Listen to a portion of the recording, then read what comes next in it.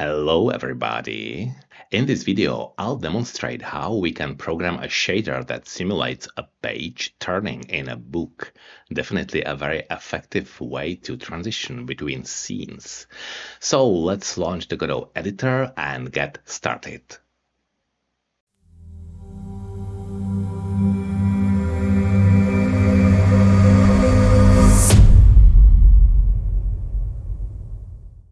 By the way, this tutorial is also an important milestone because with it we have reached exactly 100 shaders that I've created on this channel.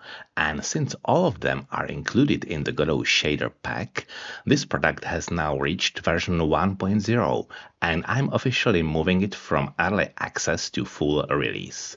Of course, it's a free update for everyone who already purchased the pack earlier, and the price remains the same for everyone else as well. And it still holds that I will continue to improve this product with new shaders in the form of free updates. Okay, enough promotion and advertising breaks. Let's get to work. So once again, we'll apply the shader to an image I borrowed from our game, the same one you've seen in many other tutorials. I'll create a new scene, insert this screenshot, and set up everything else. So I'm right-clicking on the scenes folder, create new scene. It would be a 2D scene, and let's call it page flip. Okay. And as usual, I'll drag the image to the 2D editor, which automatically created a Sprite 2D node here. And let's go to the inspector and fix the offset. It should not be centered. And transform from position, let's reset to 0, 0.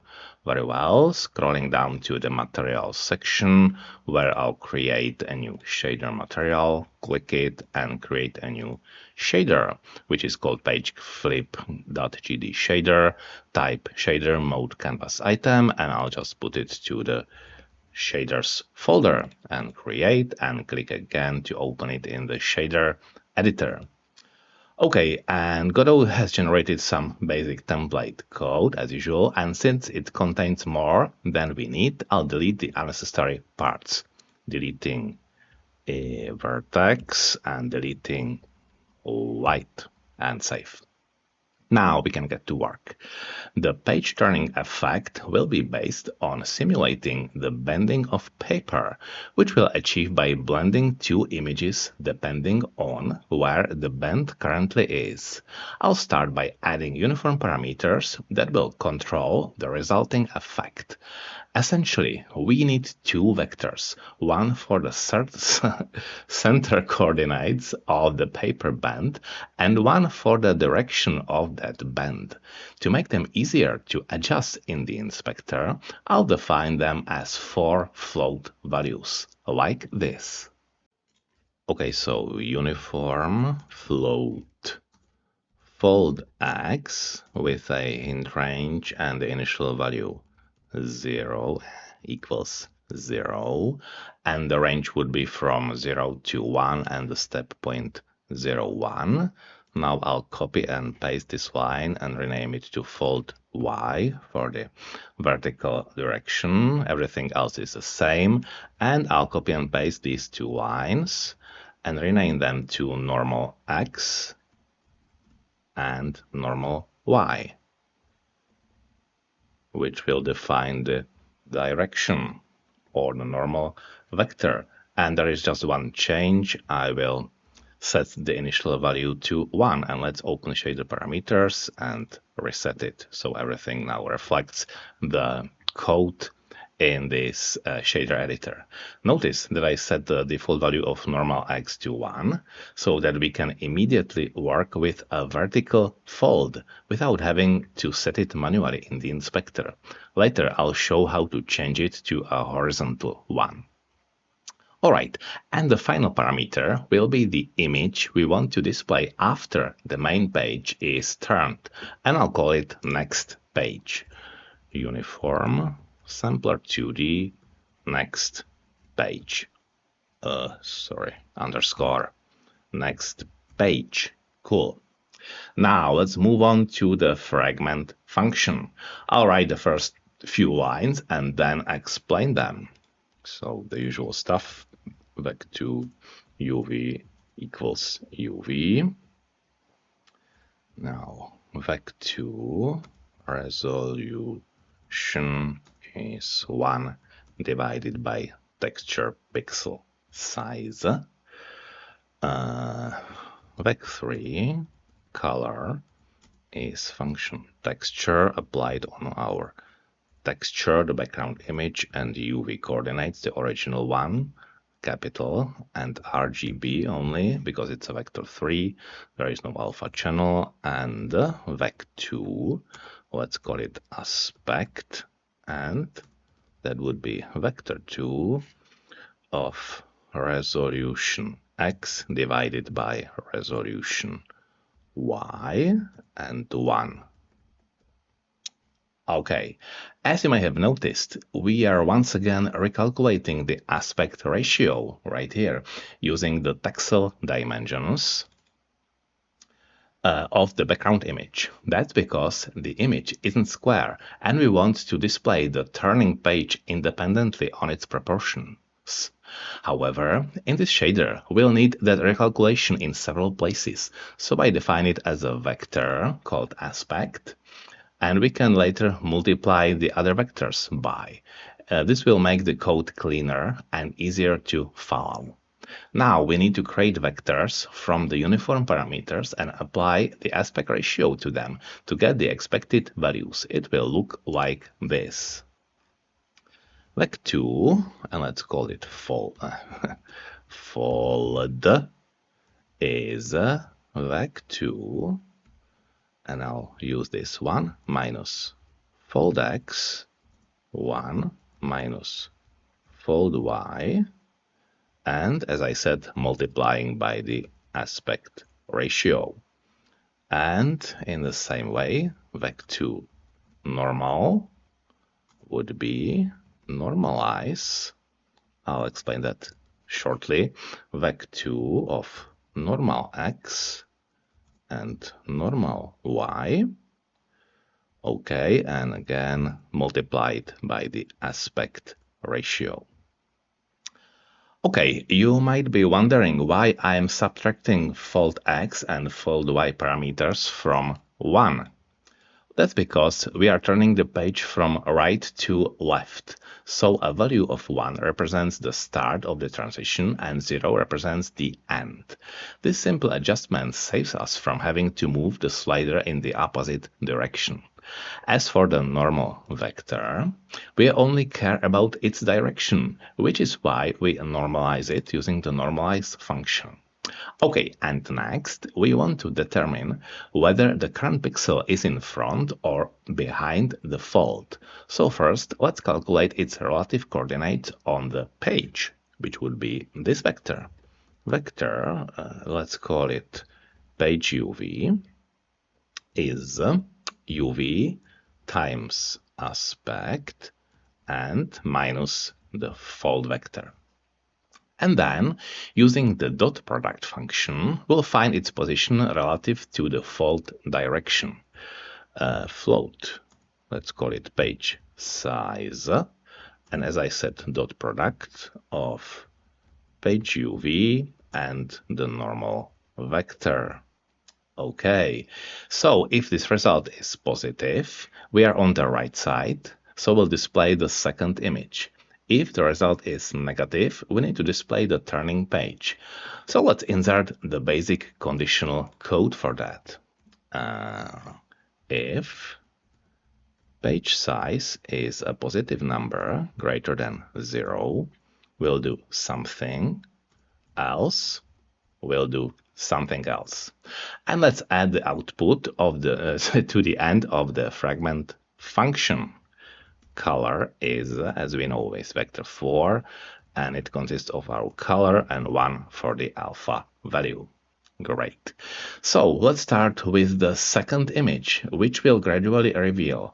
And to keep the code more organized, I'll add a new function that will handle this calculation. I'll name it getNextPagePixel, and I'll use the UV coordinates of the current pixel and its relative distance from the page fold as parameters. For now, I'll make a simple implementation that just returns the pixel from the second image. So I'm scrolling up and I'll add the function right here. Vec3 get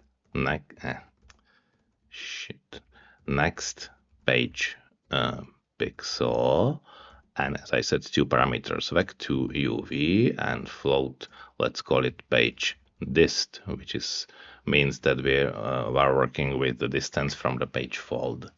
And vec3 color is texture from the next page, and the coordinates UV and RGB components. And let's simply return this color for the time being. Return color. Okay, and then we'll call this function in the first branch of our conditional statement inside the fragment function. So I'm scrolling back and I'm in this part.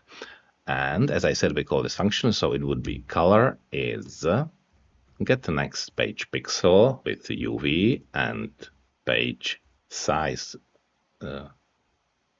I think size is wrong. It should be side, right? Okay, let's fix that everywhere. Side, and side, of course. Cool.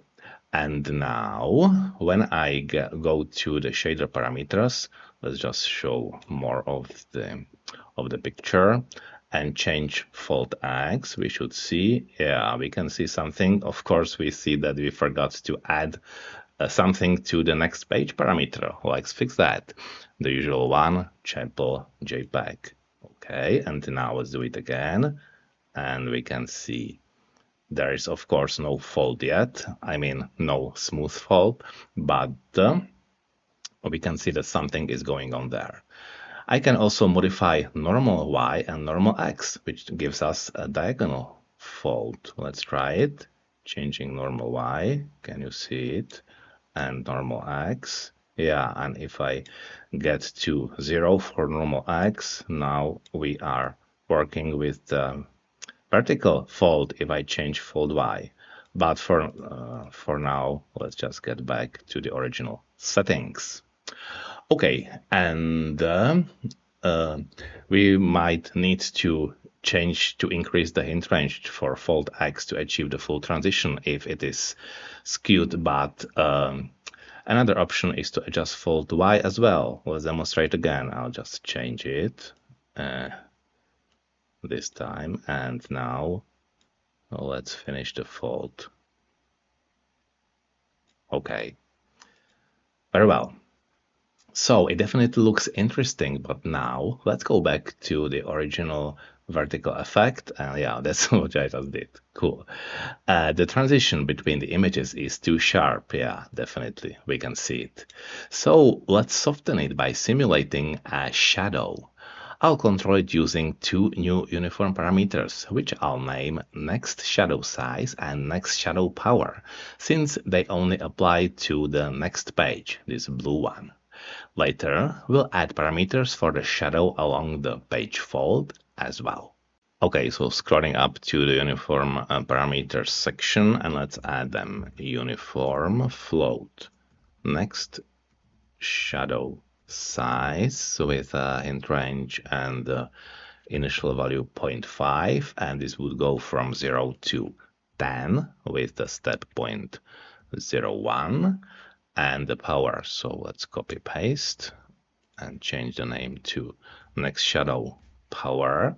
And the parameters would be the same except the range, which goes only from 0 to 1.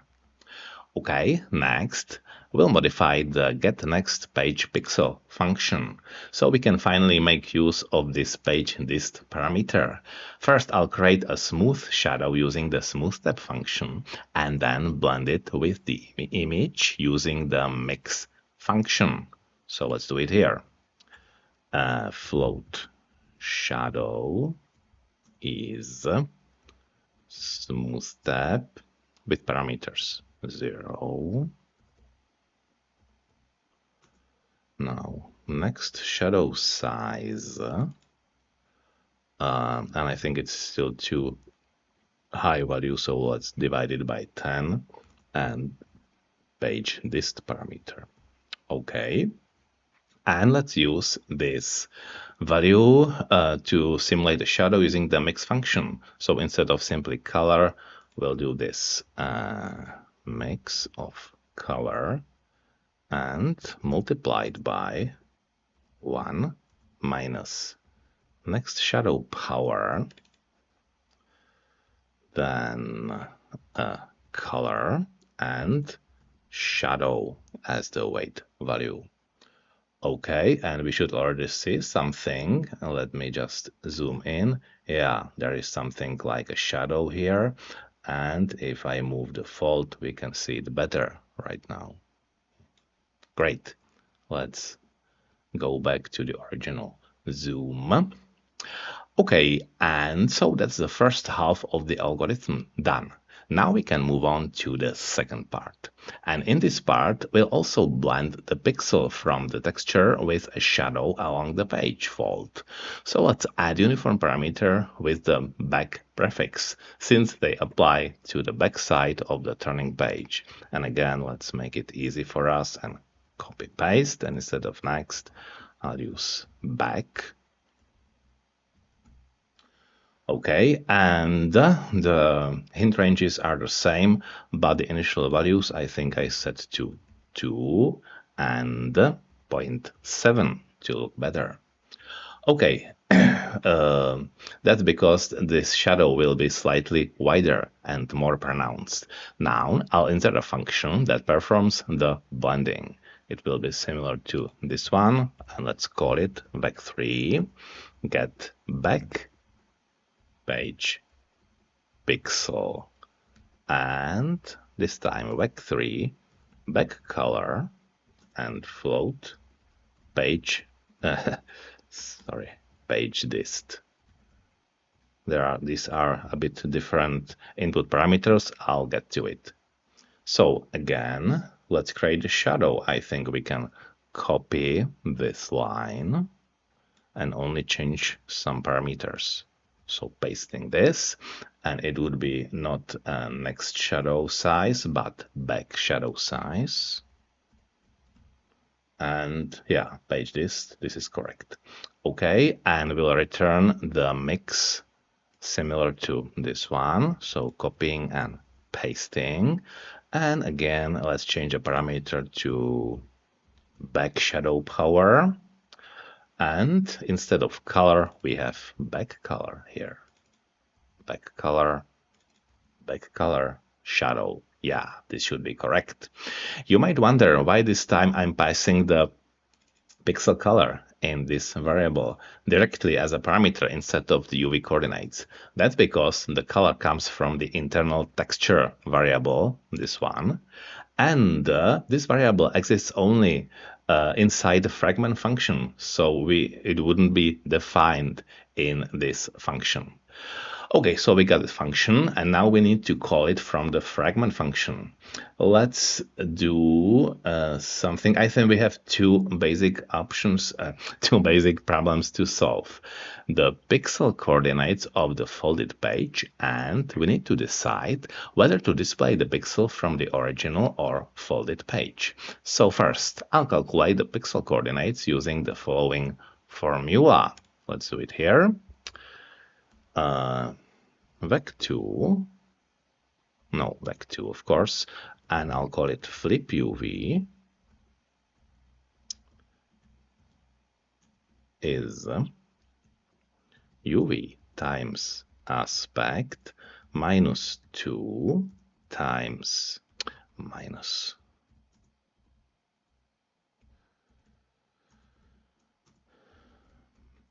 page side multiplied by normal and divided by the aspect. Okay, you're probably wondering how I came up with this calculation. It's based on a formula from analytical geometry used to find the mirror image of a point across a line, the general form of which you can see right now on the screen. Our version looks a bit different because we're working with the aspect ratio, but as we'll see shortly, it works exactly as we need. So now for the second part. If the page is only slightly bent, it doesn't cover the entire area to the left of the fold. If it's bent more than halfway, its edge is no longer visible because it goes beyond the screen bounds. So, for this reason, we'll only draw the new pixel if the flip UV vector coordinates are in the 0 to 1 range. This corresponds to this condition. If flip UV dot x is simply in the range from 0 to 1, so it would be and flip UV x 1, and let's put it to the second line, flip UV y greater than 0 and sorry less than 1. Okay, and now we can use the resulting pixel. First, we'll sample its color from our texture and then blend it with the shadow, like this. So vec3 back color is, and as I said, we'll sample it from the texture. So texture of texture, our original image, and this time flip UV coordinates, and again RGB components, and let's call the function we created a while before. Color is get back page pixel with parameters back color, and this time negative page size. Page side, I mean, because we are in the opposite direction. Okay, and here it is. Let's try the parameter, and it's not bad, right? And if we don't want the turned page to be fully double-sided, we can enhance it so that the image only faintly shows through the other side of the paper. For that, I'll define the last two parameters, contrast and brightness. Let's put them here. Uniform float contrast with a hint range and 0.2 at the initial value, and again from 0 to 1 and step point 0.1. And the brightness, uniform float brightness with another hint range, and this one is set to 0.7. Okay, and the range is the same from 0 to 1 and 0.01 as the step. All right, and all we need to do is to add this line at the beginning of the get back page pixel here. So let's change the back color to back color times contrast plus brightness. Wait for it. Okay, it looks much more like a paper now, right? Let's try the folding again. And I would say we are done. And if we want the backside to be completely opaque, we can just set the contrast to the minimum and brightness to the maximum. And now it is just a plain white paper. I think it's better with this slight transparency. Okay, and if we want to display something entirely different here, like a pattern, we can simply sample back color from a new texture, which we'd add as an extra uniform parameter, most likely with the switch repeat enable. So once again, if we want a vertical page turn, let's set normal x to 0 and normal y to 1 and adjust the fold y value like this. Pretty nice. Okay, I'll get back and let's, for instance, manipulate the bottom right corner. So I'll increase normal X to something and change the fold X and fold Y. Wait a minute, normal Y. This is the right settings. Yeah, and it looks even better and even more interesting. Okay, of course, in a game, we'd control these parameters with a script that smoothly changes both values at the same time. Once again, thank you so much for watching. There are certainly many ways to improve this useful shader. For example, we could position the left edge in the middle of the element to simulate turning pages in an open book, especially if we edit page turns in the opposite direction as well. That would involve setting some parameters to negative values or shifting the coordinate origin, but those are precisely the kinds of experiments anyone can try on their own. So if you enjoyed the video, I'd really appreciate a like or subscribe. Anyway, take care, good luck with your projects, and I'll see you in the next video.